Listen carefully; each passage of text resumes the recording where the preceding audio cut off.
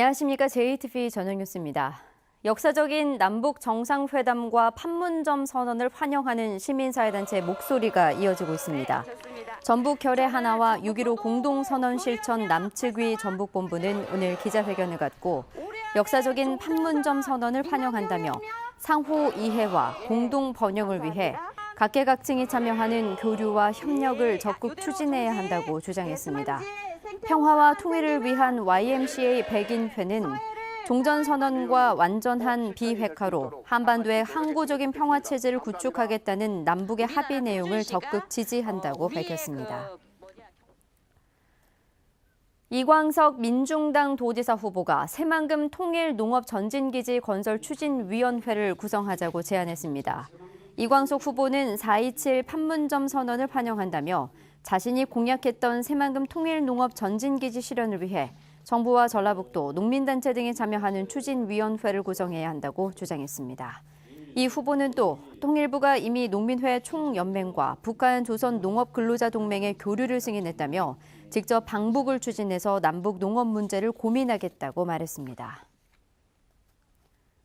권태홍 정의당 도지사 후보가 아동 의료비 부담을 한해 100만 원 이내로 묶는 사실상의 무상 의료를 공약했습니다. 권태홍 후보는 현재 국민건강보험 보장률이 64% 수준에 불과해 도민들의 연간 실손 보험료 부담액이 1,400억 원 규모에 이른다며 전라북도가 비급여 항목 의료비로 최대 144억 원을 지원하면 도민들의 이 같은 부담을 줄일 수 있다고 밝혔습니다. 권 후보는 연간 100만 원까지는 본인이 부담해야 하는 만큼 도덕적 해이의 문제는 없다며 이 공약은 의료복지는 물론 저출산 문제와도 맞닿아 있다고 말했습니다. 김승환 교육감이 6.13 지방선거 출마를 공식 선언하고 본격적인 선거전에 뛰어들었습니다. 김승환 교육감은 오늘 기자회견을 열고 지난 8년간 행복한 학교를 만들기 위해 최선을 다했다며 앞으로 4년간 혁신교육 완성으로 미래 100년 교육을 준비하기 위해 교육감 선거에 출마하게 됐다며 지지를 호소했습니다. 김 교육감은 기자회견 후 곧바로 예비 후보 등록을 마쳤으며 시군 순회를 시작으로 본격 선거운동에 뛰어들었습니다. 전북 교육감 선거는 7명의 예비 후보가 경쟁을 벌이고 있으며 현직 교육감의 가세로 앞으로 선거 구도가 요동칠 것으로 보입니다. 민주당이 6.13 지방선거를 앞두고 8개 시군의 단체장 후보를 확정했습니다. 민주당 당무위원회는 전주 김승수, 익산 김영배, 남원 이환주, 완주 박성일, 임실 전상두, 진안 이항로, 고창 박우정, 부안 권익현 후보를 최종 공천자로 인준했습니다. 민주당에서 이미 경선이 완료된 군산 무주와 경선이 진행 중인 정읍 김제 장수 순창은 추후 진행될 2차 공천자 발표에 포함될 것으로 예상됩니다.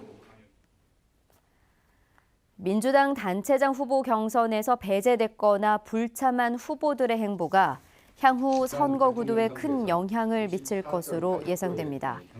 민주당 전주시장 경선에 참여하지 않고 상대 후보의 자격 문제를 제기해온 이현웅 후보와 장수군수 경선 대상자에서 배제된 이영숙 후보는 당의 공식 입장을 확인한 뒤 최종 거취를 결정하겠다는 계획입니다.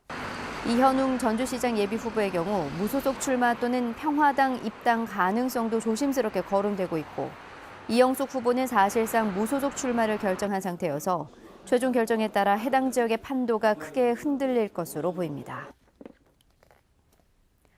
2023 새만금 잼버리의 성공적인 개최를 지원하기 위한 특별법이 내일 발의됩니다.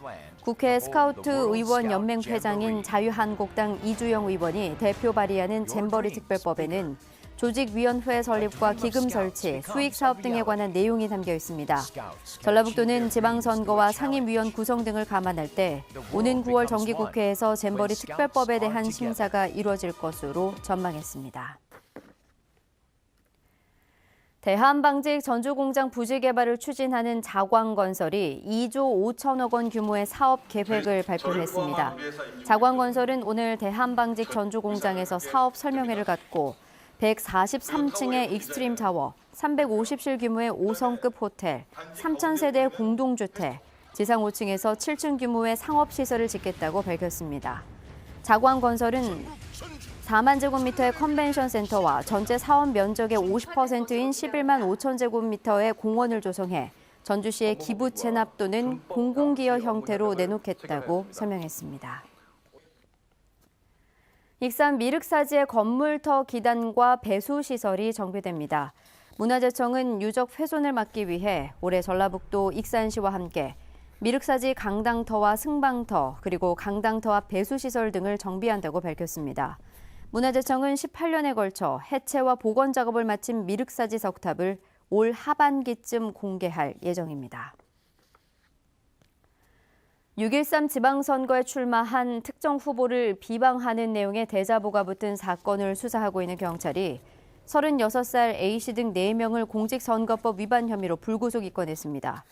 이들은 지난 19일 도내 대학교 게시판 4곳에 더불어민주당 김승수 전주시장 후보를 비방하는 내용의 대자보를 잇따라 붙인 혐의를 받고 있습니다. 경찰 조사에서 A씨는 온라인에서 김 후보 지지자와 언쟁이 붙어 홧김에 후배들과 함께 대자보를 만들어 붙였다고 밝혔습니다. 경찰은 배후 세력이 있는지 등을 집중 조사할 예정입니다. 내일은 대체로 흐린 가운데 아침에는 일부 내륙에 안개가 끼겠습니다. 한낮에는 초여름같이 덥겠습니다.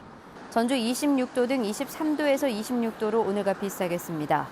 밤부터는 비가 내려 모레 낮까지 5에서 30mm가량 오겠습니다. 비가 오면서 모레는 기온이 20도 안팎으로 떨어져 더위가 한풀 꺾이겠습니다. 당분간 일교차가 큰 날씨가 이어질 것으로 보여 건강관리에 주의가 필요합니다. JTBC 8시 뉴스 예고입니다. 남북 정상회담을 계기로 지난 2007년 이후 중단된 전라북도의 남북교류협력 사업이 11년 만에 재개될 것으로 보입니다. 자광건설이 대한방직 전주공장 부지에 오는 2023년까지 2조 5천억 원을 들여 143층의 타워와 아파트, 호텔을 짓겠다고 발표했습니다. 특히 논란을 의식한 자광건설이 컨벤션 센터를 기부 체납하기로 했지만 전주시는 공론화위원회를 구성해 시민 의견을 듣기로 했습니다. 김승환 교육감이 3선 출마를 선언했습니다. 민주노총이 김 교육감 지지를 선언했지만 3선 저지를 위한 후보 단일화도 점쳐지면서 교육감 선거전이 달아오르고 있습니다. 자세한 소식은 JTBC 8시 뉴스에서 전해드리겠습니다.